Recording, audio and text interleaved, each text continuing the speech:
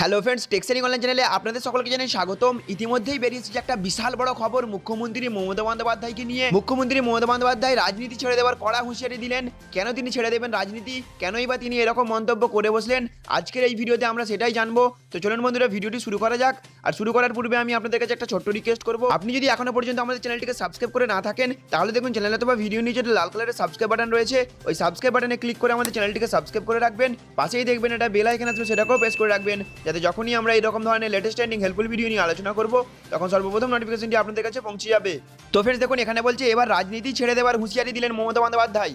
রামপুরহাটে কৃষি দপ্তরের সরকারি অনুষ্ঠান মঞ্চে দাঁড়িয়ে রাজনীতি ছেড়ে দেওয়ার হুঁশিয়ারি দিয়ে বিজেপি নেতৃত্বকে কড়া ভাষায় আক্রমণ করলেন মুখ্যমন্ত্রী মমতা বন্দ্যোপাধ্যায়। এদিন নাম না করে বিজেপি সভাপতি অমিত শাহকে অর্ধশিক্ষিত গণ্ডমূর্খ নির্লজ্জ বেহায়া বলে কটা করেন মমতা।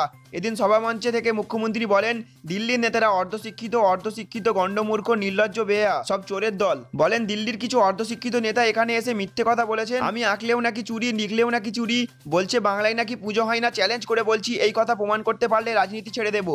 এদিন সিবিআই ইডি নিয়েও মুখ খোলেন তিনি। বলেন, সিবিআই দিয়ে ভয় দেখাবেন না, আমাদের ভয় দেখিয়ে লাভ হবে না, কারণ ওদের মেয়াদ আর 1 মাস, ওদের মেয়াদ উত্তীর্ণ হয়ে গিয়েছে। আগামী দিনে বাংলায় পথ দেখাবে। রাজ্য সরকারের উন্নয়নের খতিয়ান তুলে ধরার পাশাপাশি মুখ্যমন্ত্রী বলেন, সিবিআই দিয়ে তাকে চমকে লাভ নেই, রাজ্যের হাতেও সিআইডি আছে ইকোনমিক অফেন্সেস উইং। বিজেপি নেতাদের বিরুদ্ধে অর্থ কেলেঙ্কারি থেকে শুরু করে নারী নির্যাতন বা খুনের তদন্ত করা যেতেই পারে। একই সঙ্গে বিজেপিকে মিথ্যাবাদী আখ্যা দেন মমতা। এদিন কেন্দ্রকে আক্রমণ করে মমতা বলেন, সব চোরের দল, ওরা বলছে বাংলায় নাকি পুজো হয় না। আপনিই বলুন, পুজো হয় কিনা, নামাজ পড়া হয় কিনা, বড়দিন পালন হয় কিনা, কিন্তু এইগুলি দিল্লির অর্ধশিক্ষিত গণ্ডমূর্খ নির্লজ্জ বেহায়া নেতাদের কানে যায় না। নাম না করে অমিত শাহকে আক্রমণ করে মুখ্যমন্ত্রী বলেন, দিল্লির নেতারা বলে বেড়াচ্ছে বাংলায় পুজো করা যাচ্ছে, বাংলা তালিবান হয়ে গিয়েছে। চ্যালেঞ্জ করে বলছি, প্রমাণ দিয়ে দেখান, না হলে হয় আপনি রাজনীতি ছাড়ুন, না হয় আমি রাজনীতি ছেড়ে দেবো। আমাদের পেছনে লাগবেন না, বাংলা নিয়ে মিথ্যা কথা বলবেন না। তার প্রশ্ন, বাংলায় যদি পুজো না হয় তাহলে আয়কর দপ্তর কেন নোটিশ পাঠালো?